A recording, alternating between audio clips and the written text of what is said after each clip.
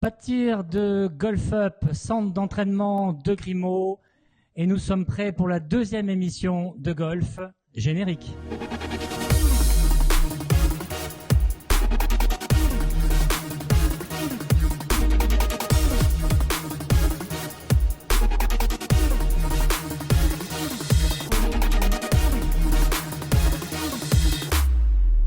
Bienvenue à tous pour la deuxième émission du Michel Web Show. Nous sommes le vendredi 2 mars 2018. Nous nous rappellerons de cette date, lancement de la première émission pédagogique sur le web, interactive, en direct, avec une équipe formidable et à mes côtés, Alexis Taille. Bonjour Alexis. Bonjour Michel, bonjour à tous. Et bonjour Mélodie Lebeau avec nous. Bonjour Michel, bonjour Alexis. Bonjour Mélodie. Ah, je sais que tu n'oublies jamais de dire bonjour à Mélodie, tu as bien raison. Alors, une émission qui est coproduite par Nastéo et Golf Expand, voilà, avec des moyens techniques ici de Ulix, et avec la participation évidemment toujours présent de notre partenaire Nerim, que nous verrons tout à l'heure. Voilà, dans cette émission, eh bien, nous avons des reportages, nous avons des cours, de la pédagogie, vous pouvez poser vos questions à tout moment, également nous dire d'où vous êtes, ça nous fait toujours plaisir. Donc je vous propose tout de suite que l'on retrouve François Lamarre, qui est pro de l'European Senior Tour et qui va nous faire une démonstration des hybrides. Voilà, François, tu m'entends? Tu me disais des hybrides. Ah. Tu me disais des hybrides, donc je prends le hybride. Je sais que tu n'aimes pas tellement les hybrides courts, mais on t'a demandé de faire un petit effort parce que les gens qui nous regardent sont intéressés pour frapper les hybrides et pas forcément les hybrides qui vont à 230 mètres, comme tu les envoies d'habitude. Oui, mais je vais essayer. Alors, les avantages d'un hybride court, parce qu'il faut quand même parler des avantages, c'est que vous allez avoir, pour un fer 5 par exemple, avec un hybride court, vous allez avoir une tête de club qui va être beaucoup plus épaisse. On a combien de degrés, François, là? Là, on a 26 degrés. 26 degrés. Donc, ça va être un fer 5, ouais, fer 5, fer 4. Fer 5, fer 4. Et ça va être l'avantage, c'est que donc on va avoir plus de masse et surtout une ouverture qui va être beaucoup plus grande qu'un angle qu'un fer 5. En fait, je dis 25, mais il est beaucoup plus ouvert. Et vous voyez qu'il est quand même très ouvert. Donc on va voir, parce que le club il a plus de masse, je peux l'ouvrir un peu plus, et donc une balle qui va nettement plus facilement se lever. Donc je pense beaucoup plus facile à jouer. Je vous fais une démonstration? Oui, et dans quel cas, s'il te plaît, tu préconises l'utilisation donc de l'hybride, parce que c'est une question qu'on nous pose souvent. Et puis certaines personnes aussi, tu sais, ont des difficultés parce qu'elles ne savent pas choisir entre, même sur le fairway, entre un hybride et un fer. Donc ton éclairage nous ferait plaisir. Un hybride, c'est pourquoi on va le prendre l'hybride, parce que c'est plus facile à jouer, c'est tout simplement ça. Hein. Je pense qu'il n'y a pas c'est pas pour autre chose, c'est juste par facilité. Ça glisse beaucoup plus. Vous voyez, la semelle est plus large, donc ça glisse beaucoup plus sur l'herbe. Si je la gratte un peu, ça va quand même partir, alors qu'avec un fer, ça a plus tendance à s'enfoncer si je la gratte. Non, donc c'est plus tolérant, plus facile. Ah, c'est beaucoup plus tolérant. Alors maintenant, un inconvénient à jouer un hybride versus fer 5? Pour moi, oui, il y a un inconvénient, c'est que je trouve qu'on est moins précis. Il y a beaucoup moins de précision. Pourquoi? Parce que la face de club est plus lourde. T'as jamais raté un coup de fer 5? C'est pour ça. Si, j'en ai raté quelques-uns, mais peut-être que j'en rate un peu moins. Mais pour moi, je trouve qu'un fer est beaucoup plus précis, qu'un hybride. Il y a moins de dispersion. Alors les balles sont plus par le concept de l'hybride, centre de gravité plus bas, trajectoire de balle plus haute. Plus haute, forcément. C'est très valorisant pour les amateurs, pour les pros aussi, je trouve. Oui. Mais peut-être que s'il y a du vent, l'hybride, tu vas moins contrôler la balle. Ça c'est clair. Alors ça, par contre, ça c'est clair. Et peut-être que, effectivement, dans la précision, parce que l'hybride va monter plus haut, ça va être un gros problème s'il y a du vent. Ça c'est sûr. Alors, mais bon, encore François, est-ce qu'on a besoin d'une grosse précision? Est-ce que François, tu m'entends? Oui. François, n'oublions pas quand même que l'hybride se tape très agréablement dans les petits roughs qui sont autour des fairways. Alors très facilement, mais il faut quand même que la balle soit pas trop enfoncée. Si la balle est trop enfoncée, tout à fait, ça va être un peu plus embêtant. C'est-à-dire que là, un hybride va être un peu plus gênant qu'un fer. En tout cas, ça a été une vraie révolution depuis l'apparition des hybrides, parce qu'avant on n'en avait pas. Il fallait faire comme on pouvait, bidouiller avec des faces de club ouvertes dans les roughs, se jouer des poignées, tenir ses poignets, c'était très compliqué. Et quand les hybrides sont sortis sur le marché mondial, eh bien, ça a été quand même une révolution pour le jeu de golf, la facilité du jeu de golf.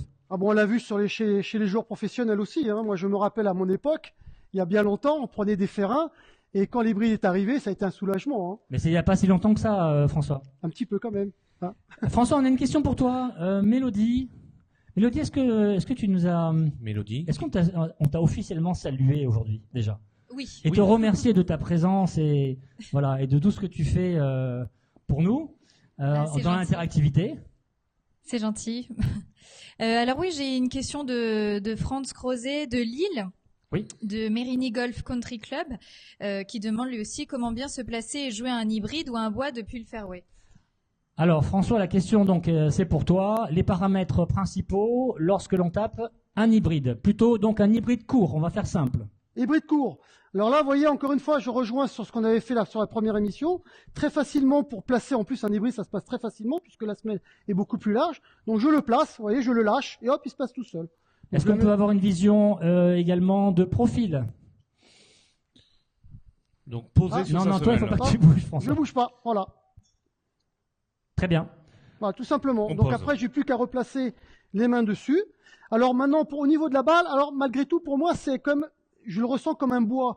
Donc, je ne vais pas le mettre comme un fer 5 peut-être. Alors, le fer 5, il est un peu décalé à gauche. Je vais favoriser bien le côté gauche, malgré tout. Je favoriserai un petit peu le côté gauche. D'accord. Donc, ça veut dire la balle positionnée centre-gauche. Voilà, là, on le voit bien. Ouais. Enfin, presque, si on peut dézoomer légèrement. Voilà, en rester sur le premier plan. Là, parfait. Merci, voilà. John. Voilà. Donc, tu as la balle 60. Donc, tu as la balle qui est quand même placée centre-gauche. Hein. Ouais, 75%. Ouais, moi je sens bien là. Voilà. On pourrait quasiment mettre un bois 5 au même endroit. Exactement. D'accord. Ouais, exactement. Je pense que l'image est bonne. Ça serait dans les bois 5, c'est pas mal. Ouais, bois 5. Tout à fait. Alors après, au niveau du swing, est-ce que tu procèdes à des changements? Est-ce que tu as des repères différents au niveau des sensations? Aucun changement. Aucun changement. Aucun Ça a changement. répondu à la question? Aucun Donc, changement, tout simplement parce que là vous voyez que cet hybride court club, il va être il est quoi? Il est comme dans un fer 6. Fer 6, donc pourquoi je changerais mon swing? Non, j'ai un fer 6. Oui, mais souvent les pros disent qu'ils ne changent pas de swing parce qu'ils ont tellement automatisé leur mouvement qu'ils n'ont pas de problème à finalement laisser le club épouser leur corps lorsqu'ils font des swings de golf. Mais pour nos amis amateurs, il est important de donner quelques repères. Par exemple, sur un hybride long, tu vas peut-être plus aller, on va faire simple, pour que tout le monde comprenne, un hybride long, tu vas peut-être plus aller dans le dos, et un hybride court, tu vas plus taper comme un fer 7. Est-ce qu'on peut dire ça ou pas? Pour moi non, puisque le chat, non, puisque si je te prends mon hybride qui est comme un fer 1 ou un fer 2, il est beaucoup plus long. Donc là, oui, je vais avoir plus tendance à sentir derrière. Je suis d'accord. Donc c'est la longueur, François. Est-ce que c'est la longueur du shaft?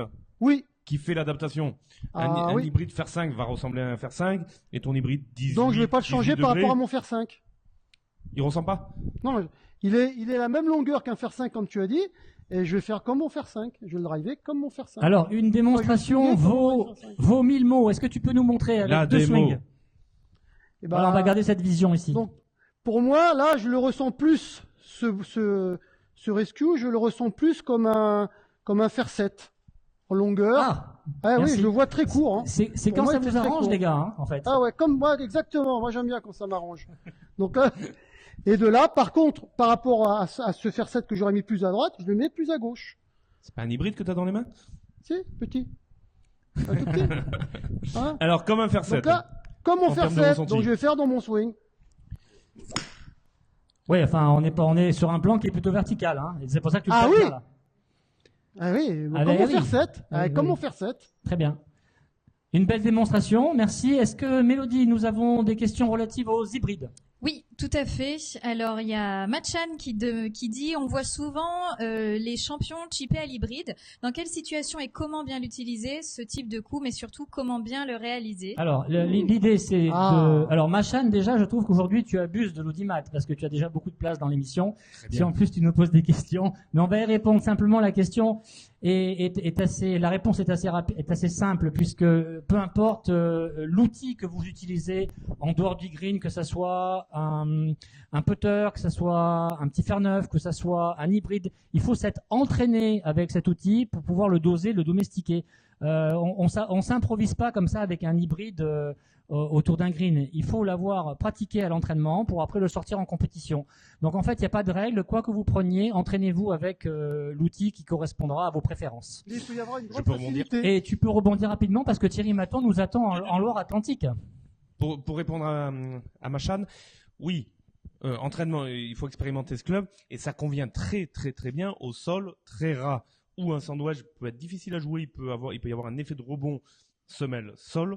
Or, l'hybride ou un bois de parcours va glisser, balayer, faire rouler la balle et c'est le coup qu'a enclenché la carrière de Tiger Woods au trou numéro 10 du Master d'Augusta en 1997. Il avait rentré un bois 3 chippé. Voilà Il y a aussi les deux changements de hauteur d'herbe où ça convient bien. Et si Merci je peux pour la rebondir, référence historique. François, on te laisse t'en parce que prie. Thierry Maton nous attend en Loire-Atlantique, Master Pro, PGA pour un lob shot. Mesdames et messieurs, bonjour, soyez les bienvenus à l'Académie du golf de la Bretèche, en Loire-Atlantique. Nous avons la chance d'avoir une très belle journée ensoleillée. Je m'appelle Thierry Maton, je suis le Master Pro et je vais vous présenter une vidéo sur un lob shot.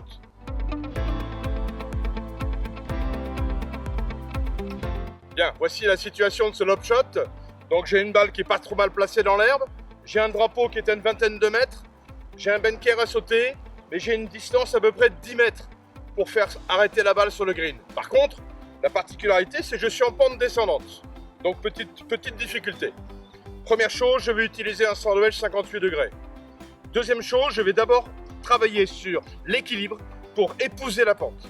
Donc pour cela, je vais mettre les épaules parallèles à la pente, ma colonne vertébrale perpendiculaire à la pente, mon poids sur le pied avant, en l'occurrence mon pied gauche, ma balle centrée, si c'est un tout petit peu sur la jambe arrière. À partir de là, l'écartement des pieds est assez important pour garder une bonne assise et pour faire en sorte que mon axe, donc ma colonne vertébrale, reste fixe ou stable. De là, je vais donc présenter mon club très légèrement ouvert. J'ai donc un sandwich 58 degrés. Et à partir de là, je vais travailler sur un mouvement de balancier en laissant bien jouer ma tête de club, en laissant le poids du club descendre naturellement vers le sol et en faisant confiance finalement à ce club. L'action des poignets est faible. Je travaille surtout sur l'amplitude du mouvement. Démonstration. Je présente mon club. Je mets bien le poids sur le pied avant. Ma balle est au milieu si c'est un tout petit peu vers le pied arrière. Je fais confiance à mon club et je le laisse jouer. Voilà le résultat. Salut à tous. À bientôt. Merci Thierry, une fois de plus, une démonstration pédagogique exemplaire. Que dire après ton passage moi, je rajoute rien, mais peut-être Alexis, tu veux dire quelque chose sur le lob shot? Non, super bonne explication, mais merci Thierry. Stratégiquement, évitez de vous trouver dans ces situations. Voilà, elles c'est sont généralement difficiles. quand on a un lob shot à faire, c'est que stratégiquement, eh bien, on n'a pas trop réfléchi, ou alors on a raté un coup de golf, et donc on se retrouve à faire un lob shot. On voit beaucoup de joueurs à l'entraînement qui font énormément de coups en cloche. Mais qui finalement sur le parcours privilégient le jeu plutôt bas, à part évidemment certains joueurs comme évidemment Sergio Garcia ou Phil Mickelson qui sont vraiment des génies de ce type de trajectoire. Mais dites-vous bien une chose, c'est que plus vous ouvrez un club vers le ciel et plus le dosage et le point de chute est difficile à atteindre. Donc au moins on a à faire de lob shot, au mieux ce sera. Voilà, et c'est un coup qui est un tout petit peu similaire que certaines sorties de bunker. Après, il est très fun à placer. Voilà, parce que généralement on est pris par le fun, donc le fun nous donne envie de faire cette belle trajectoire, mais souvent rester court, rester long, c'est vraiment dommage. Donc privilégiez toujours les choix les plus simples sur le terrain, et en particulier au niveau des approches. Et puisque nous parlons des approches, eh bien nous n'allons pas lâcher les approches, et nous allons retrouver Morgane Morali avec Aline pour un cours de base sur les approches, et on en parle tout à l'heure. Morgane, à toi.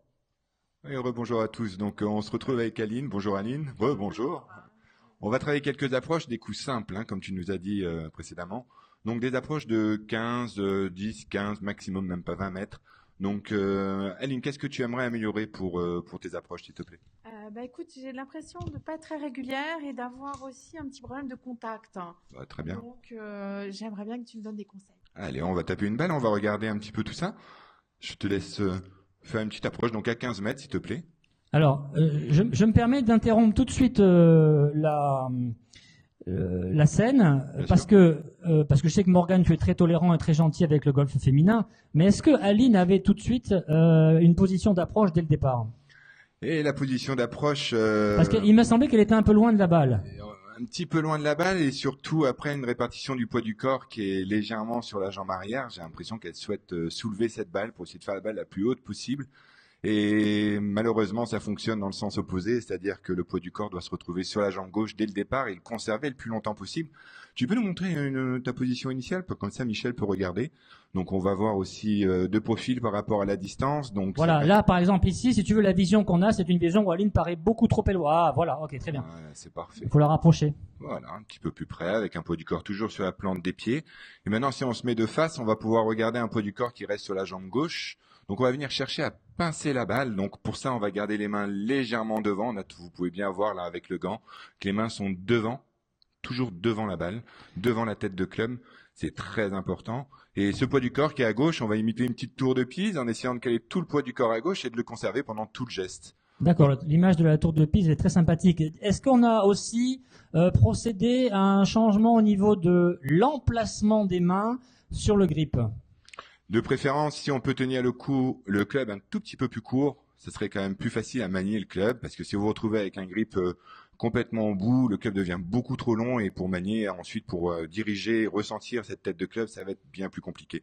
Donc, ce qui aussi augmente le niveau des grattes, parce qu'on a un joueur de Bonifacio qui s'appelle Olivier, et qui nous écrit depuis tout à l'heure en nous demandant si on peut parler du problème des grattes. Oui, donc si tu peux en même temps nous en dire deux mots, tu feras plaisir à tout le monde. Bien sûr, il est fréquent ces problèmes de grattes malheureusement. Hein. Et quand on a un problème de gratte, donc c'est le poids du corps au niveau de l'impact, on a tendance à se retrouver légèrement en arrière. C'est toujours cette tendance de vouloir soulever cette balle, et donc automatiquement le club va venir toucher quelques centimètres avant la balle, ça va freiner le club, il va y avoir un problème de contact, enfin c'est un coup qui est désastreux.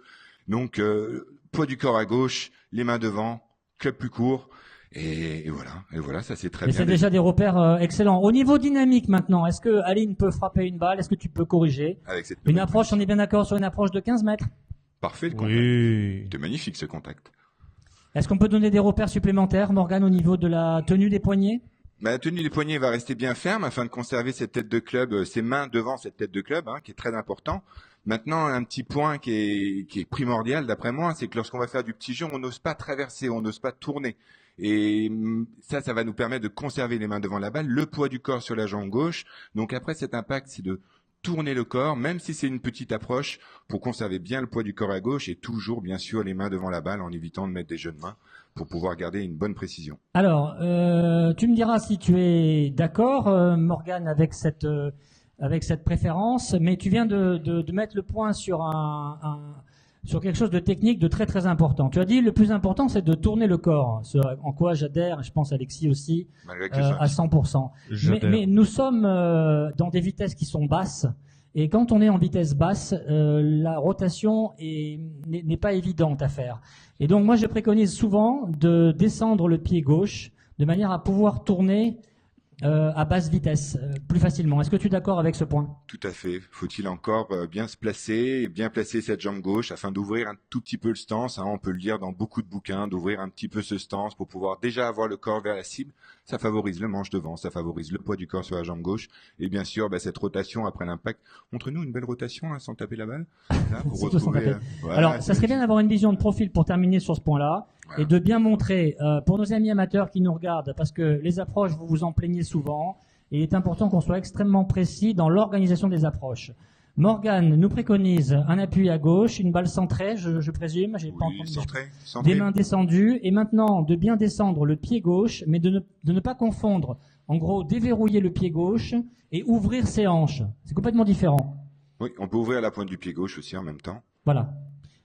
Voilà, c'est parfait. De manière à ce qu'Aline ne se retrouve pas avec un corps aligné à gauche. C'est une chose qu'on voit chez presque tous les professionnels de tournoi, le pied gauche un peu tourné et un peu en retrait. Comme Aline. Comme Aline. Allez, vas-y Aline, fais-nous une belle approche. Ouais, bien. Un petit peu gratté, une petite tendance à rester en arrière. Oui, une petite gratte. Alors, il y a pas assez. Est-ce qu'on peut soulever le talon droit d'Aline? Est-ce qu'on peut lui soulever son talon droit? Ouais, et d'envoyer le genou vers la cible aussi. Bah oui, comme d'habitude. Et d'envoyer le genou vers la cible. Ou lui mettre des talons. T'as des talonnettes sur toi, Alexis? Toujours. Non, j'ai pas. Pourtant. Alors, est-ce que c'était mieux le talon soulevé? C'était bien mieux, en tout cas. Le corps a tourné, le poids du corps était à gauche. Donc, ça l'impose, le poids du corps à gauche, dès qu'on soulève le talon arrière. Eh bien, écoute, merci beaucoup pour ces bases et on Merci te à vous. retrouve tout à l'heure, Merci, Morgane. Bravo Aline. Bravo Merci Aline beaucoup. pour des approches un peu plus longues. Et puis, dans un swing de golf, moi, quand j'ai un copain qui est trop crispé, je lui dis de se détendre. Rémi, détends-toi. Non! Alors, dire à quelqu'un, décontracte-toi juste avant de jouer, ne sert à rien. Parce que c'est un but à atteindre, mais vous ne lui donnez pas de solution. Donc moi, ce que je vous propose, c'est de vous donner des exercices pour vous décontracter une fois que vous êtes devant la balle. La première des solutions, c'est de prendre une grande respiration et de retrouver votre calme grâce à la respiration ou alors en fredonnant. Tapez des balles en fredonnant, par exemple, une souris verte. Une souris verte qui courait dans l'herbe. Là, c'est la démonstration. Une souris verte qui courait dans l'herbe. Une souris verte qui courait dans l'herbe.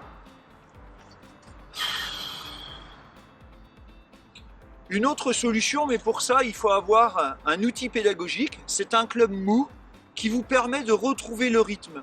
Le rythme est très important et va vous aider à retrouver du relâchement au moment de la frappe. Comptez dans votre tête. 1, 2, 1, 2. Et surtout, trouvez votre propre rythme.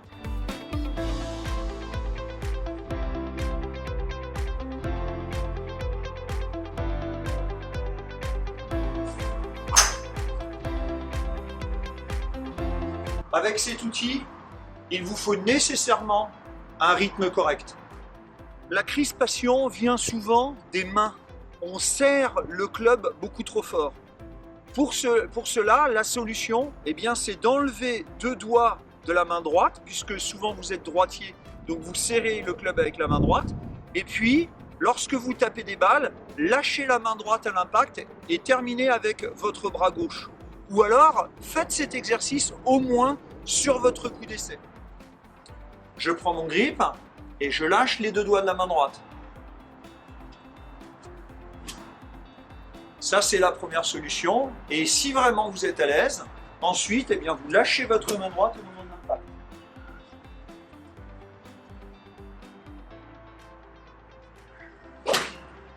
Au revoir. Alors, le dernier petit conseil, le petit plus, c'est que pour vous décontracter, pour être relâché, prenez le golf pour ce qu'il est, c'est-à-dire un jeu. Amusez-vous, restez cool et fixez-vous des objectifs qui sont atteignables.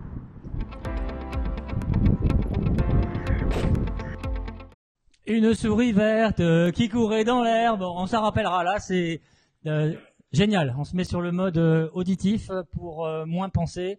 Et c'est vraiment super. Attention, un swing détendu mais non réglé ne marche pas non plus.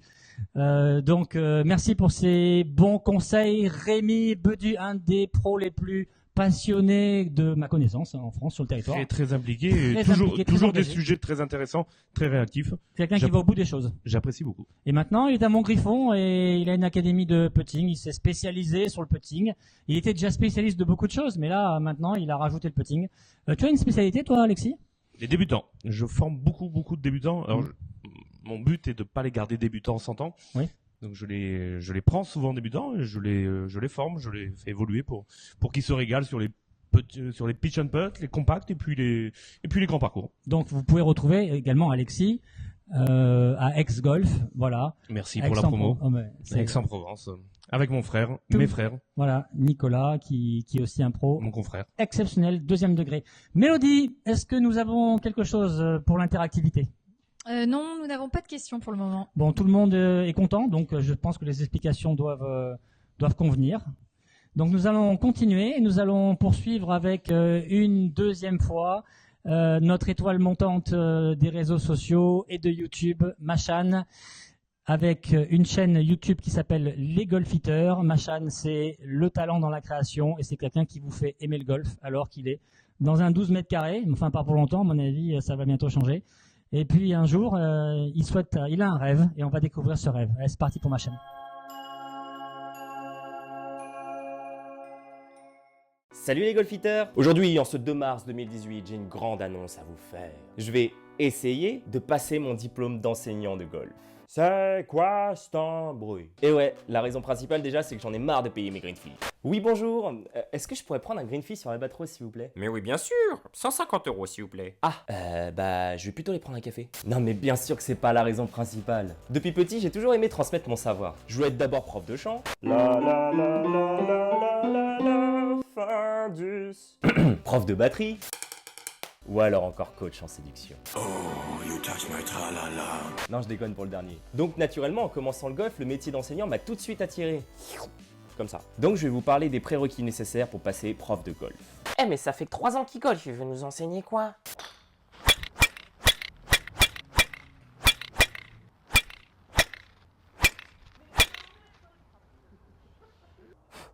Tu te tais maintenant.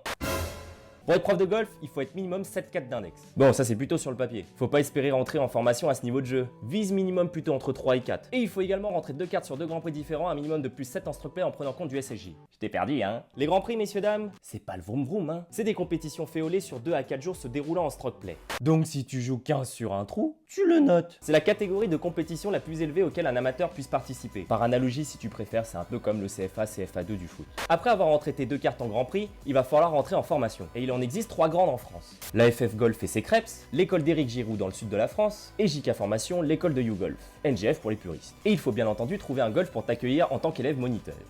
J'espère pouvoir intégrer une formation rapidement, mais je sais que je suis bon qu'à faire des nems. Eh mais, je viens de réaliser, on est en direction Michel Web Show là. Salut tout le monde. Eh bah du coup je vais en profiter. Directeur, formateur, je suis le golfiteur, le seul et l'unique passionné. Veuillez s'il vous plaît me recruter. Voilà Machan, alors bon vent à toi et dis-toi bien que maintenant tout commence. Voilà, ça part de là.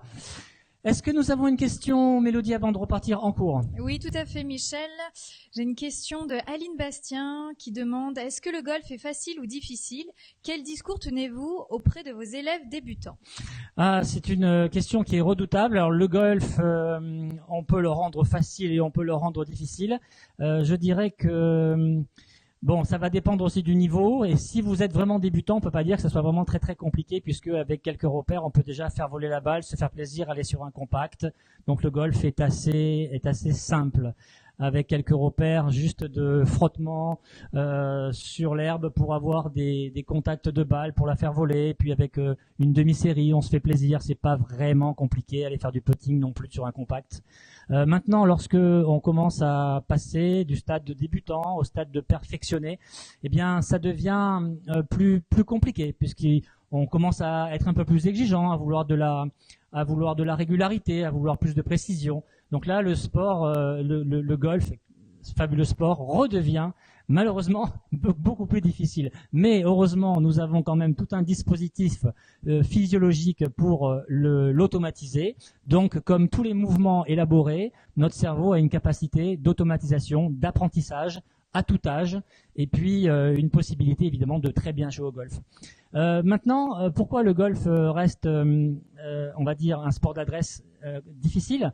Eh bien, tout simplement parce que la surface de frappe, si je prends un fer ici dans mes mains, la surface de frappe, eh bien, voyez-vous, elle est très réduite. On n'a pas beaucoup de place. Et puis tout décentrage, ne serait-ce que de 1,5 cm de notre centre du club, va nous faire perdre tout de suite au moins 10% de distance. Donc si sur un coup de 100 mètres on perd 10%, on a un putt de 10 mètres, donc ça se complique, vous voyez, ça va très très vite. Ensuite, on en parle assez rarement, mais j'aime bien en parler quand on me pose la question.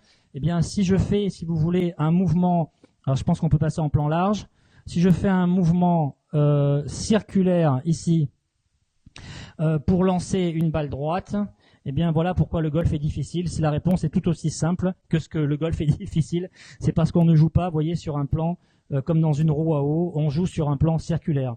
Donc à partir du moment où on essaye de lancer ou de frapper une balle dans un sens droit à partir d'un mouvement qui fait un arc, eh bien voilà pourquoi le golf est difficile. Bien entendu, on est là pour encourager les gens, pour les mettre dans une difficulté progressive, et donc on va pas s'amuser à dire que on va plutôt être encourageant, on va plutôt être avec les gens pour les aider, mais un prof de golf ne va jamais s'amuser à dire que le golf est difficile. Mais on peut faire de temps en temps quelques parenthèses et admettre que c'est pas non plus le sport le plus facile. Voilà, on va repartir immédiatement en cours et on va rejoindre donc François Lamarre qui est avec un joueur de bon niveau puisqu'il est 4 d'index. François, tu m'entends? Oui, je t'entends. Alors François, une analyse de Brian voilà. Et une correction? Voilà, et bien, écoute, on est avec Brian. Il va nous expliquer juste un petit peu ces petits soucis qu'il a eu au niveau du swing. On a un super joueur, il est 4 d'index. Brian, parle-nous de tes trajectoires de balle. Eh ben, souvent sous pression, j'ai tendance à faire soit des sockets ou des fois je fais des snaps ou des gros hooks. Le snap, c'est un plat, c'est une balle qui part direct, enfin qui part à gauche.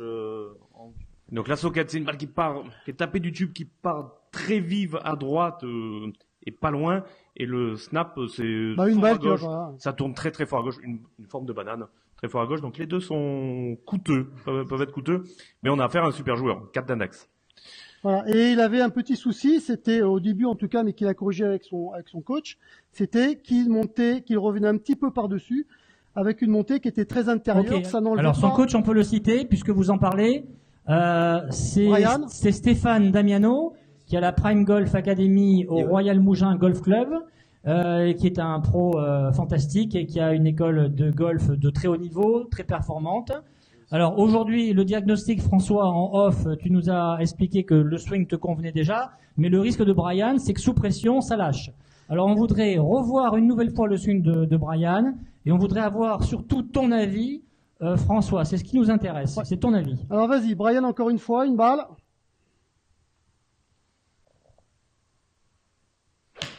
Voilà.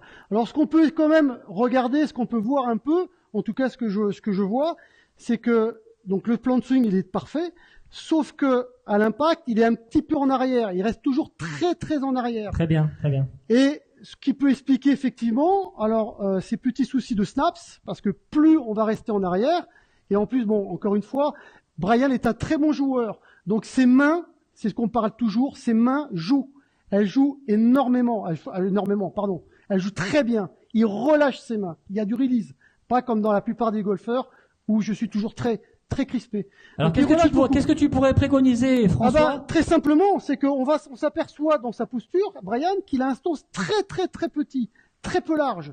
Donc la seule chose que je vais demander en tout cas au début à Brian, c'est de me prendre un stance beaucoup plus large. Et quand je dis large, Brian, très large. Donc tu me prends un stance un petit peu plus encore. Et maintenant on y va. Et là on swing. Tout simplement, on ne change rien et on le laisse swinger. Et là, alors bien sûr, une grosse adaptation dans le mouvement, mais le fait d'écarter ses pieds, d'avoir un sens beaucoup plus large, permet automatiquement un transfert vers l'avant. Et ça, sans réfléchir. Est-ce que tu penses que c'est plus propre à Brian aujourd'hui, ou est-ce que c'est pareil pour tous les gens qui te regardent, qui vont se dire, mais alors, moi je transfère pas, j'ai qu'à écarter les pieds, parce que moi on me dit qu'il faut pas trop les écarter, sinon je peux pas tourner. Puis à la fois on me dit de les réécarter parce qu'il faut que j'aille loin. Je peux pas aller loin, je peux pas accuser de la vitesse si j'ai pas écarté. Et là aujourd'hui François Lamarre nous dit oui non mais il transfère pas et grâce à l'écartement il va mieux transférer. Alors est-ce que c'est que propre à ce joueur ou est-ce que c'est pour tous? Eh ben ça va être propre à tous ceux qui ont un stance très peu large, tout simplement. Alors bien sûr il y a des gens qui vont avoir un stance trop large et avoir du mal à transférer. Et puis d'autres qui vont avoir des stances très peu larges et eux qui vont pas transférer. Donc c'est bien propre qu'à ce joueur. C'est propre à ce joueur, mais combien de joueurs ont des stances larges? Enfin larges, quand je dis large, en fait c'est simplement largeur des épaules. Et quand on lui dit largeur des épaules, ce qu'il faut bien comprendre, parce que la plupart du temps les gens quand ils prennent largeur des épaules, ils le prennent à l'extérieur, c'est-à-dire qu'ils vont faire comme ça. Le club il va arriver ici, or c'est pas là qu'il doit arriver. Le club c'est à l'intérieur, donc c'est largeur ici. Donc effectivement, dès qu'on fait ça, le stance, il s'élargit automatiquement pour très bien, c'est clair, beaucoup de joueurs, tout simplement. C'est clair et tu vas faire plaisir à beaucoup de gens. Tes explications, François, sont parfaites. Est-ce que notre ami Alexis souhaite rajouter une précision technique ou mentale? Il a mis des bons coups en léger fade. J'ai envie de lui poser la question suivante. Brian, est-ce que ta trajectoire favorite, c'est un léger fade? Vous pouvez donner un micro à Brian? Oui, j'ai toujours eu tendance à faire des légers fades et j'aime bien ça. Et c'est vrai qu'en travaillant plus un démarrage en ligne et de revenir un peu à l'intérieur, ça m'a fait faire plus des draws, mais c'est vrai que naturellement je fais plus du fade. Donc est-ce que c'est ta préférence? Oui. Donc change rien. Continue, c'est très bien. Tu nous as fait des très jolis fades précis. Quelle distance au faire 7 de carry, de vol? On est à peu près sur du 155 mètres. Donc 155 mètres, 160. Donc ça veut dire qu'on a donc une dominante du joueur vers le fade. C'est-à-dire que lui, quand il doit faire une balle haute en draw, c'est pas sa tasse de thé. Il te chambre là. La balle haute en draw, Brian, tu sais faire? Oui, bien sûr que je sais faire. Ah, tu nous en fais une? Allez, une balle haute en draw. Parce que Brian sait manier toutes les trajectoires. Très intéressant. Elle est faite. D'ailleurs, François, elle est faite. Il a écarté davantage les pieds. Ah, je vois. Bravo. Donc alors, Stéphane Damiano, qui doit nous écouter, sera ravi d'avoir des expertises complémentaires. Et comme c'est un coach intelligent, il les recueillera. Et si ça a plu à Brian, ça sera ça de gagner. En plus, est-ce que, pour finir, j'ai une question à vous poser, c'est moi qui la pose ce coup-ci, c'est est-ce qu'on doit privilégier, lorsqu'on fait une trajectoire de golf sur un parcours, son sens personnel du jeu, ou est-ce qu'on doit privilégier le sens du trou à épouser? Son swing. Le terrain et ses intuitions. Ses intuitions. Ouais, ses préférences, la tendance du jour. Oui. Donc, nos trajectoires naturelles. Très bien. Qui peuvent évoluer chaque jour. C'est du golf, on frappe pas la balle tout le temps pareil. Donc on s'observe. Donc le joueur et le terrain. Parfait. Donc on s'observe. Merci messieurs, belles expertises. Il faut savoir jouer. Oui. Il faut savoir jouer ce que l'on sait jouer. Au moins à 70% de certitude avant de faire un coup de golf. Ouais, mais là, il nous reste plus beaucoup Ma chère Mélodie, est-ce que nous avons des questions? Après, pas de questions, Michel. Pas de questions. Eh bien, je vous propose de retrouver un de nos champions français, un de mes pros préférés. C'est Romain Langasque. C'est un garçon fantastique, surprenant, un grand stratège. On retrouve Romain à Saint-Donat. Romain, lorsque tu fais des parcours accompagnés ou des pro-am, quelle est la faute que tu observes le plus chez nos amis amateurs? Je pense qu'il y a deux principales fautes. Il y a une première, c'est sur ce qui est de la préparation du coup et l'alignement des joueurs. C'est vrai qu'on voit souvent des amateurs alignés n'importe où et qui après se plaignent un peu de faire un coup qui ne va pas où ils veulent, mais c'est vrai qu'en général, ils sont quand même très mal alignés. Et ensuite, la deuxième faute que j'observe, et je pense qu'il y a une chose simple, c'est beaucoup de personnes qui ne tiennent pas du tout le finish. C'est-à-dire qu'ils tapent leur coup et qui finissent complètement en déséquilibre et qui peuvent se plaindre d'un gros slice ou d'un gros push. Et ça, je pense, c'est une des priorités, c'est que voilà, prendre une décision et tenir le finish, c'est quelque chose qui va faire que même le mauvais coup sera un peu moins raté. Et ça, c'est une chose que j'observe assez régulièrement. Est-ce qu'il reste des coups difficiles à faire pour Romain Langasque dans le golf? Alors, après, voilà, ça dépend vraiment de tout le temps. Bien sûr que tous les coups restent difficiles quand tu es sous pression et que même si c'est un putt de 20 cm pour gagner un tournoi, ça devient un peu difficile. Après, en général, le coup qui va redevenir vraiment difficile, ça va être la sortie de bunker de 60-70 mètres. Ça, c'est vrai qu'entre 40 et 70 mètres, c'est vraiment pour moi le coup le plus difficile du golf parce que c'est un coup où on ne peut pas mettre beaucoup de vitesse et où le contact est très dur à avoir parfait.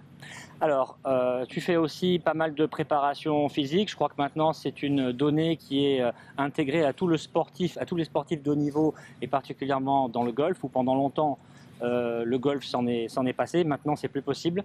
Quels sont les avantages que tu en retires? Alors, je pense qu'il y a plusieurs branches de la préparation physique pour le golf. La première et la principale, je pense, pour notre sport, c'est qu'on est un sport qui peut durer longtemps, donc la prévention des blessures. Bon, voilà, ça fait 5-6 ans que j'ai commencé la préparation physique très sérieusement et je ne me suis pas blessé depuis, donc pour moi, ça, c'est une priorité. Ensuite, il y a, quand on regarde un Rory, un Dustin, un Brooks Koepka, il y a des mecs qui frappent très fort la balle et qui ont des parcours qui ne sont pas les mêmes du coup, donc le fait de frapper fort. Et ensuite, je pense que la préparation physique joue aussi sur le mental d'un joueur, c'est-à-dire que quelqu'un qui est bien préparé physiquement, et sa préparation physique ne va pas le faire puiser dans ses ressources mentales. Donc ça, je pense que voilà, c'est pour moi les 3 éléments les plus importants de la préparation physique. Alors maintenant, revenons sur le circuit. Lorsque tu observes tout ce champ de joueurs dans une compétition, quelle est pour toi la différence entre ceux qui vont gagner et ceux qui ne gagneront pas, mais on va dire sur l'année, la vraie grande différence entre les joueurs? Est-ce qu'elle réside dans le grand jeu ou est-ce qu'elle réside dans le petit jeu ou ailleurs? Alors, aujourd'hui, ça va être une question, je pense, qui va de plus en plus se généraliser sur, là maintenant tout de suite, j'ai envie de répondre sur le joueur le plus complet, parce que un joueur qui tape mal le drive ou qui met pas bien en jeu, il va pas gagner le tournoi, et un joueur qui met pas de putt ne va pas gagner le tournoi non plus. Aujourd'hui, on est dans un monde où, moi, ça m'est arrivé mon année sur le Challenge Tour de faire, je veux pas dire de bêtises, je crois 5 fois mieux que moins 15 et de pas gagner un seul tournoi. Ou quand on voit Ross Fisher qui fait 3 fois mieux que moins 20 sur les 6 derniers mois et qui gagne pas un seul tournoi, aujourd'hui, on peut pas se permettre de dire je vais m'appuyer sur mon putting ou je vais m'appuyer sur mon grand jeu. Donc moi, je pense que la différence, elle se fait par un joueur qui est très complet. Après, il est vrai que le putting est une source, pour moi, de morale. Dans le sens où une partie qui va mal se goupiller, où on va mettre des putts, et ben, elle va permettre de rester dans le tournoi. Et les 3 prochains jours, ou les 2 prochains jours, si c'est le deuxième tour, peuvent faire un très bon résultat. Alors que s'il y a un très mauvais driving, là, ça va devenir plus compliqué. Donc, je pense que vraiment, si on parle du joueur qui va gagner le tournoi, maintenant c'est devenu une globalité, le mec qui est bon partout. Si on parle d'un compartiment qui va, moi je dirais, garder une dynamique, ça va être le putting, parce qu'un putt de 4 mètres qui va sauver un par, ou un putt de 5 mètres qui va faire un birdie, c'est quelque chose qui donne une hargne et une envie d'aller au prochain. Et donc, je pense ça relance. Voilà, exactement. Ça relance. Alors Romain, maintenant, ce que tout le monde attend, est-ce que tu peux nous décrire ton swing? Oui, avec plaisir. Pour moi, les choses les plus importantes, ça va être, pour commencer, un bon grip, une bonne posture, un bon alignement.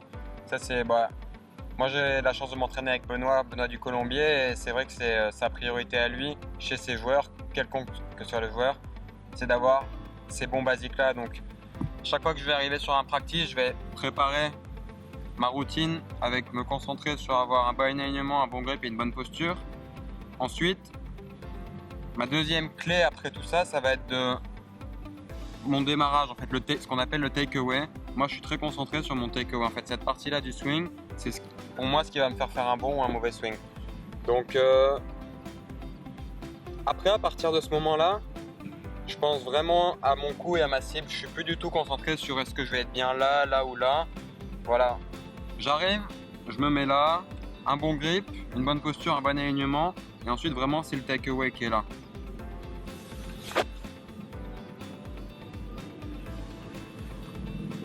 Ensuite, si jamais vraiment je suis pas dans une bonne journée et je me sens... moi, être pas dans une bonne journée, ça va être par rapport à mon rythme. Donc, si jamais je sens que je suis pas dedans, que j'arrive pas à trouver mon rythme, je vais faire tout exactement pareil. Sauf que quand je vais être là, je vais rentrer dans ma tête un peu comme un aller-retour 1-2. Sauf que moi, je vais appeler ça back et hit. Ça va être back, le backswing, et en fait, il faudrait que j'arrive à mettre le hit sur la balle. Et ça me permet en fait de penser à autre chose qu'au coup, qu'au mauvais coup ou qu'à mon rythme. Parce que quand je suis dans une mauvaise journée ou dans un mauvais rythme, on est en train de penser tout le temps aux choses d'une au mauvais coup, ou ensuite à aller là on essaie de monter doucement, on essaie de monter plus vite. Donc ça c'est quelque chose qui me donne vraiment un rythme où je suis sûr de reproduire 2 fois la même chose. Si je devais, je pense, résumer mon swing facilement, je pense que c'est compact, rapide et naturel.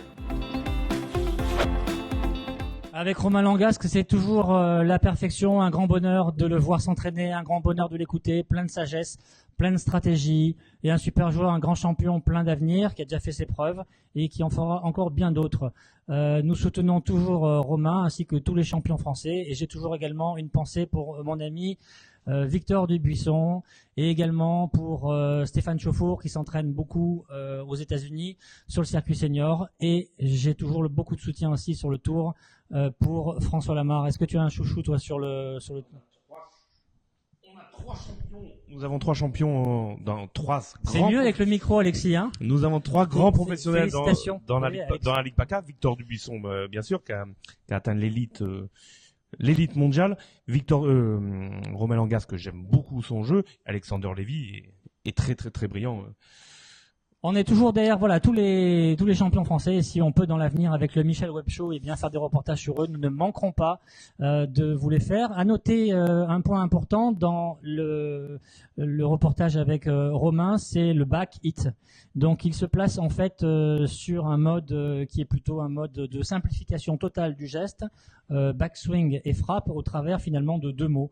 Donc en calant son esprit sur 2 mots, il simplifie au maximum son mouvement et il s'enlève les pensées parasites. Il faut savoir une chose, c'est que énormément de joueurs à l'heure actuelle peuvent appliquer ce processus mental qui n'est pas récent du tout. Timothy Galloway, dans les années 1970, lorsqu'il avait fait le jeu intérieur avec le tennis, en parlait déjà et faisait pratiquer le tennis avec ses joueurs qui pensaient trop technique.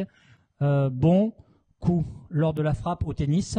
Et Timothy Galloway avait refait le même ouvrage version golf en 1984 où il parlait encore de good hit.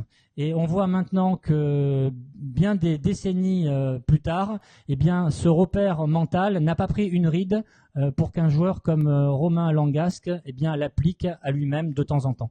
Voilà, donc c'est une précision importante. Il faut savoir que cette référence vient de Timothy Galloway pour les puristes, les amoureux de la littérature golfique. Et on peut y placer les mots que l'on souhaite. Tout à fait. On peut y placer chocolat, boum boum, carpaccio. À la guise de chaque entraîneur. Pour le carpaccio, je ne manquerai pas de m'en souvenir. Carpaccio, ça marche très bien. Très bien pour le carpaccio. Je l'utilise avec l'école junior, ça les amuse beaucoup. Bien, j'avais entendu Saint-Émilion, j'avais entendu, mais je trouvais que c'était trop haché. Trop haché pour le retour. Je préfère honnêtement la version de Romain, good hit. Ça me fait plus back hit. C'est pareil. C'est propre, c'est clean. Et voilà. Ça recentre. Ça revient au même. Et ça trace droit. Ma chère Mélodie, est-ce que nous avons une question?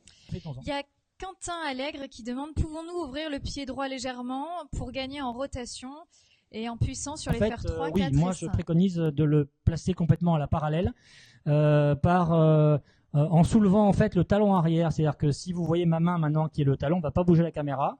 Non, on va la remettre sur. Merci beaucoup. Donc voilà, si je soulève vous voyez, je soulève ici. Soulevage de talon. Imaginez que c'est mon pied donc droit. Je soulève le talon et je le sors à l'extérieur. Donc ce qui donne ce mouvement là et là. Là, on est au petit jeu, Michel? Non, parce que là, je vais te demander de me laisser terminer. Très bien. Parce que sinon, on va pas dire. Je te laisse terminer, Michel. Donc, on parlait d'une rectification parce que tout à l'heure, nous parlions donc du plein swing et de Quentin qui posait la question sur le pied gauche. Mais en fait, c'était le pied droit. Et donc, le pied droit bien calé permet de stabiliser le genou, ce qui vous évite de résister volontairement sur la jambe arrière lorsque vous faites votre swing de golf. Donc, je préconise plus de positionner son appui de la même manière que je viens de vous faire la démonstration, de manière à créer toutes ces résistances de manière naturelle et non forcée. Mais ce n'est pas applicable à tous, parce qu'on a beaucoup de très bons joueurs de très haut niveau qui ont aussi également à droite une petite ouverture. Donc une fois encore à vérifier avec l'entraîneur, votre entraîneur de club. Voilà. Alors, il y a une question, Mélodie, encore je crois qu'il y a une deuxième question. Oui, il y a Didier Charles qui dit qu'il a un énorme souci de descente extérieure-intérieure. Est-ce que vous avez un exercice à lui proposer pour travailler cela? Bien sûr. Didier Charles? Didier Charles, tout à fait. Didier Charles. Il a un souci de Showman Club extérieur-intérieur. Donc je vais me déplacer. Déplace-toi un peu, Michel, ça m'embêterait. Donc ça veut dire que le club vient frapper la balle dans ce sens extérieur-intérieur. Ça produit des effets coupés de gauche à droite. Parce qu'il marche très bien.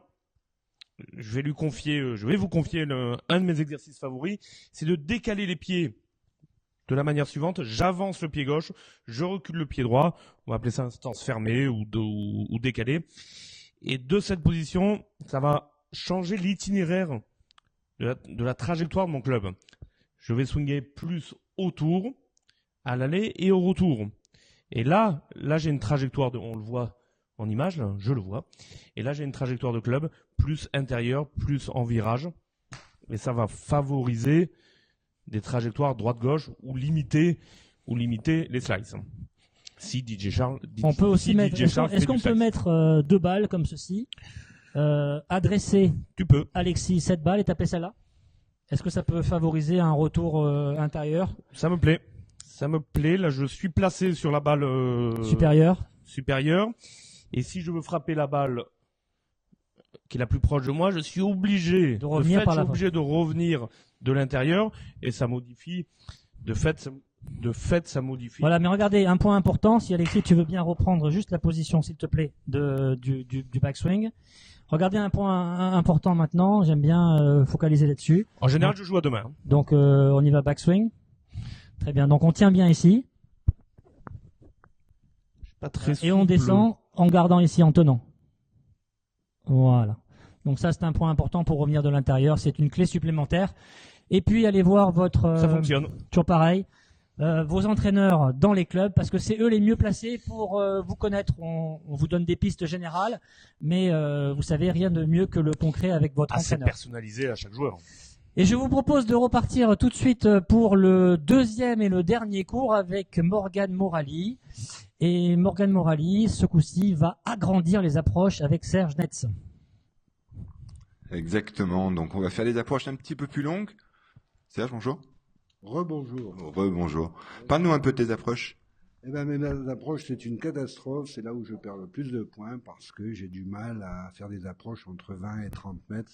C'est catastrophique. Bah, ça tombe bien. Voilà. On va pouvoir travailler ensemble. Tu nous fais une petite démonstration? Allez, une approche donc 20-30 mètres. On va regarder comment ça fonctionne. Alors, je stoppe tout de suite. Je stoppe tout de suite le cours. Car je vois Serge déjà partir dans l'armement immédiat. Est-ce que c'est déjà nécessaire de faire un si grand swing pour faire 20-30 mètres, Morgane? Bah, c'est pas nécessaire, hein. C'est plus, on privilégie plus une bonne traversée pour gagner un contrôle correct. On peut revenir sur la première émission qu'on a fait ensemble au début d'après-midi, démarrer épaule, bras, main en un bloc. C'est vrai que limiter le backswing et partir plus en bloc va nous permettre d'avoir un meilleur contrôle pour le retour. Donc, tu as tout à fait raison, hein, c'est quelque chose de très important. Les points essentiels pour donc agrandir le swing et pour donc agrandir l'approche.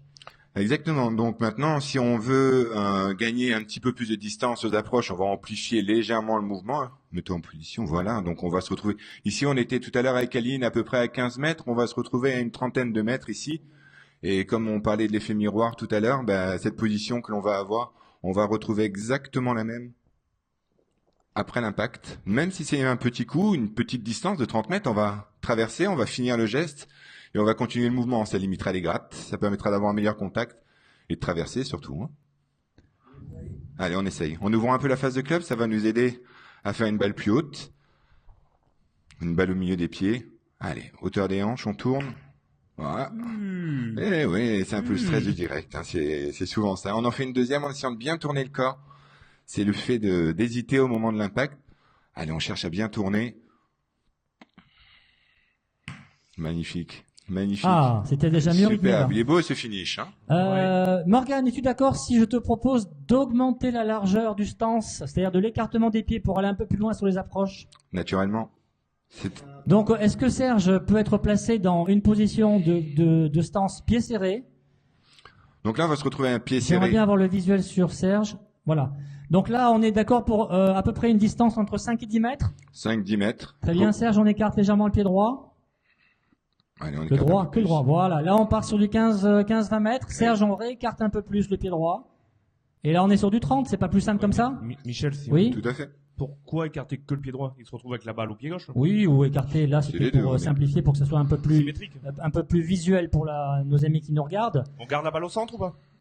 Préférence? Toujours. Ce sera plus simple. Morgane? Au centre, plein centre, balle plein centre. Ça permettra de garder une trajectoire assez haute. Si vous mettez la balle trop pied droit, la balle sera plus basse automatiquement. Oui. Donc une balle au centre et pied un petit peu plus large que les 15 mètres.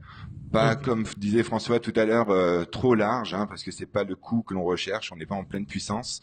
Donc on resserre un petit peu le stance, mais voilà, la largeur idéale, c'est un peu moins que la largeur des épaules. Et ça va nous permettre de bien finir notre geste. Allez, c'est parti. Allez, Serge.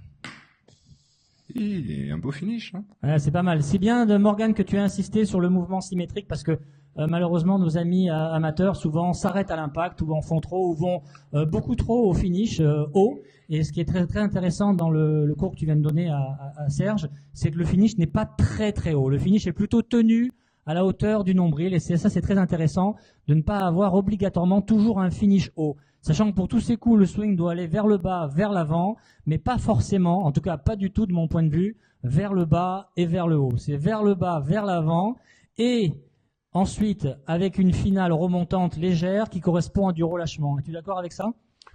Exactement. Et le principe, c'est d'essayer de bien finir vers la cible. Faut pas oublier que c'est un jeu de lancer, même si c'est un petit coup. On retrouve toujours cette sensation de jeu de lancer, donc voilà, faut regarder ce finish. Il n'y a rien à dire. Il est beau, là. Eh oui, de finir vers l'objectif, le pied, le genou, le club vers la cible. On peut magnifique. prendre une photo. Alors, en synthèse, on a un écartement des pieds à augmenter sur des approches par rapport à des coups de 15 mètres, ce qui donne de la largeur d'arc. On monte pas trop, on n'arme pas forcément énormément, c'est pas la peine. Et on garde un mouvement symétrique. On est d'accord, Morgane ? Symétrique à peu près à hauteur des hanches pour une trentaine de mètres. Ouais. Voilà. Allez. Est-ce que Morgane, je te rejoins totalement sur Maître Serge plus en système de rotation, que d'après les images, je trouve qu'il démarre, il commande trop avec les bras et les mains à l'élan. Est-ce que tu aurais envie de lui mettre une serviette sous les bras ou la ceinture qui va bien ? On peut travailler la connexion du corps, on peut travailler avec un petit ballon, mais je pense que là, l'exercice n'est pas facile. On pourrait mettre une petite serviette. L'avantage, c'est qu'on peut conserver un petit peu d'amplitude avec un ballon entre les bras. Vas-y, mets-toi en position, on va tester ça en direct, ça va être sympa. Vas-y, mets ta deuxième main. Donc un ballon dans les avant-bras, ça permet de connecter le corps, partir avec très bien. la main. Un bon tuyau, là. Et si le ballon tombe, c'est l'apéro. C'est C'est l'apéro. C'est l'apéro. Allez Serge, une balle démo. Allez Serge, en rotation. Tous ces outils pédagogiques nous poussent à faire des efforts. Merci beaucoup Morgane. Merci, Bravo Morgane. Serge. Mélodie, notre soleil. Est-ce qu'aujourd'hui, notre soleil, tu as vu, regarde, on a maintenant même un deuxième soleil à Golf Up qui vient d'arriver, alors que ce matin nous étions, il faut que vous le sachiez, sous la neige. Et maintenant, le soleil, voilà, c'est Golf Up, c'est le miracle du sud de la France. Var, le pays varois. Alors Mélodie, est-ce qu'on a des questions ? Oui, une question de Laurent Gambirazio de Saint-Cyr-sur-Dourdan qui joue à Rochefort en Yvelines. Faut-il maîtriser un seul club pour toutes les distances au chipping ou utiliser des clubs différents en fonction de la distance ? Bonne question, intéressante. Et le petit jeu, c'est très très créatif. Je pense que pour un débutant, dire de la première fois qu'on joue au golf jusqu'au niveau, jusqu'au classement, se perfectionner, développer son petit jeu avec un club, je trouve que c'est très bien. À quel club je pense ? Au pitch. Pitch ou fer neuf. Alors dans les demi-séries, il n'y a pas de pitch, mais après on peut compléter cette demi-série avec un pitch. Et le pitch, à mon sens, est très polyvalent au petit jeu. Ça répond pas à toutes les situations, mais à de nombreuses. Et une fois qu'on sait faire le chip basique, simple, le chip basique avec le pitch ou le fer neuf, on peut étoffer sa caisse à outils avec du sandwich, avec du fer 9, du fer 8, du fer 7, tout en gardant une technique extrêmement simple. Très bien, ça me convient parfaitement. Nous aurons l'occasion, évidemment, dans les prochaines émissions, de détailler encore ces secteurs de jeu. Cette émission va se terminer, mais avant de la terminer, nous allons recevoir le président du club, Robert Roussille, qui va nous dire 2 mots sur Golf Up. Robert, micro. Alors Bonjour. Robert, merci encore de nous avoir reçus pour cette deuxième émission dans ton centre qui est fantastique et qui est ouvert depuis 1 an et demi, qui a demandé 4 ans de travail acharné et je suppose quelques nuits où tu n'as pas dû dormir. Bien entendu. Et tu connais ça également. C'est pas forcément évident quand on monte un projet. Quel beau résultat. Et merci beaucoup. En tout cas, on est ravis de vous avoir accueillis aujourd'hui sur notre projet. Donc, on était dans un des box d'enseignement.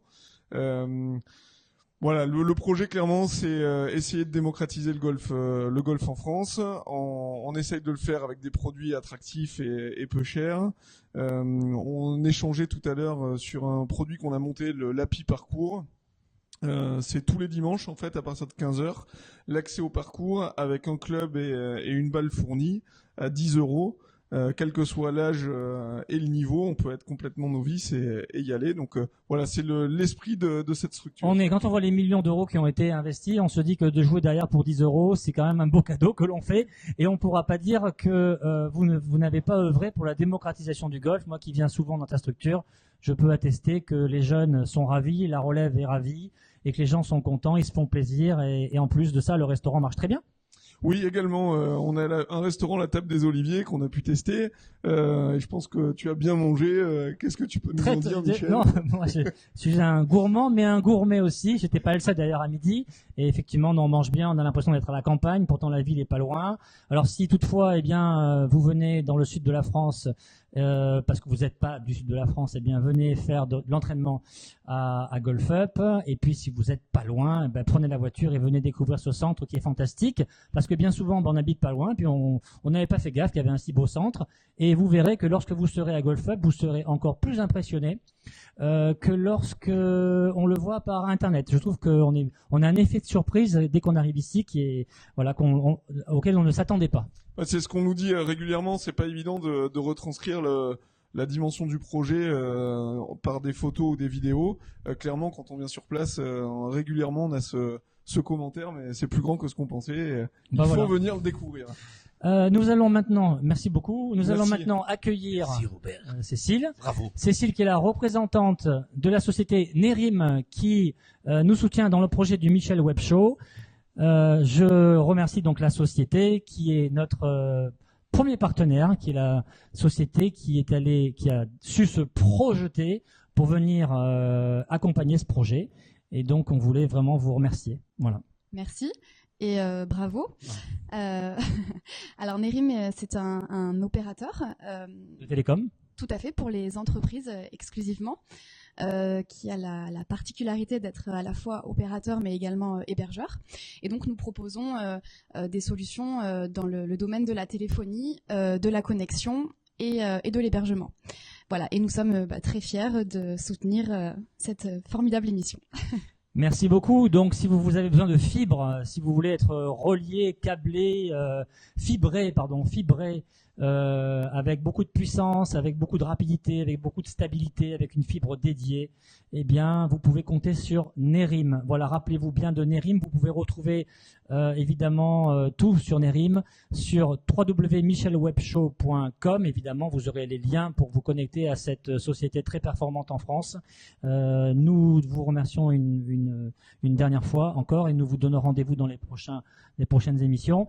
Je voudrais évidemment remercier Ulinx, la société qui a réalisé avec nous ce projet aujourd'hui, et évidemment un homme en particulier sans qui rien n'aurait pu arriver, en plus de moi bien sûr, c'est Christophe Michaud, qui je sais qu'il aime pas trop venir ici, mais j'aimerais bien, mais bon, il est un peu timide, mais si tu veux venir, Christophe, dire au moins bonjour, tout le monde serait content. Même ne serait-ce que 10 secondes, juste pour que tout le monde te voit. Voilà, l'homme en qui le Michel Web Show a pu se réaliser rapidement. Merci beaucoup. Bravo. Merci beaucoup. C'est un plaisir de vous accompagner sur ce beau projet. Moi, en tant que golfeur amateur, vraiment pouvoir participer à ça, c'est une très belle aventure. Et puis, c'est un plaisir de côtoyer toute l'équipe parce que vraiment, c'est très agréable à faire. Je pense j'espère aussi agréable qu'à regarder. En tout cas, voilà. On le souhaite et seuls les gens seront juges. Voilà, on a tout fait pour vous. En tout cas, Nastéo, maintenant vous avez un visage Nastéo qui est une société de réalisation, donc de live, de direct. On vous a tout dit, on a tout fait pour l'amour du golf, on a tout fait pour vous les amateurs, évidemment pour les professionnels aussi. Mais la grande dédicace, c'est pour le monde amateur golf en France et dans tous les pays où le français est évidemment compris, et on sait que vous nous écoutez à l'international, vous êtes tous les bienvenus dans le Michel Web Show. Et je voudrais remercier maintenant mon équipe pédagogique, donc je voudrais remercier à toi après. D'abord Mélodie. Je voulais te dire quelque chose. Non, après. Mélodie, merci beaucoup. Tu as été un de nos rayons de soleil de la journée, peut-être le plus beau. En tout cas, j'ai vu que tu as eu beaucoup de succès dans les commentaires. Merci Michel, moi j'ai été ravie de vous accompagner aujourd'hui. Alors Mélodie, tu n'as pas que cette casquette, hein, tu es aussi actrice. Je suis comédienne, voilà, je suis actrice. Eh bien, voilà. N'hésitez pas donc à laisser un commentaire si vous voulez rentrer en contact professionnellement avec Mélodie. Attention. Voilà. Alors François Lamar, un grand merci. Morgane Morali, un grand merci. Merci à tous les pros français qui m'ont accompagné sur ce projet et on continue, les amis. Merci à Aline, merci à Serge Netz, merci à Brian. Voilà, merci à tous. Et le meilleur pour la fin, même si c'était le baptême du feu. Je voulais te dire bravo. Ah, le baptême du feu était un peu difficile. Mais bon. Je souhaite te dire bravo pour ton implication dans ce projet. Et je suis ravi d'être ton invité. Bon, tu es pas mon invité, tu es co-présentateur. Donc tu fais partie intégrante du dispositif de la présentation. Tu te rends compte ? Et ça t'a fait un bon rodage aujourd'hui parce qu'il va falloir que tu t'améliores, mais ça va, t'étais pas trop mauvais. Allez, merci à tous. Merci pour Et à très très bientôt. Et le 13 avril. 13 avril.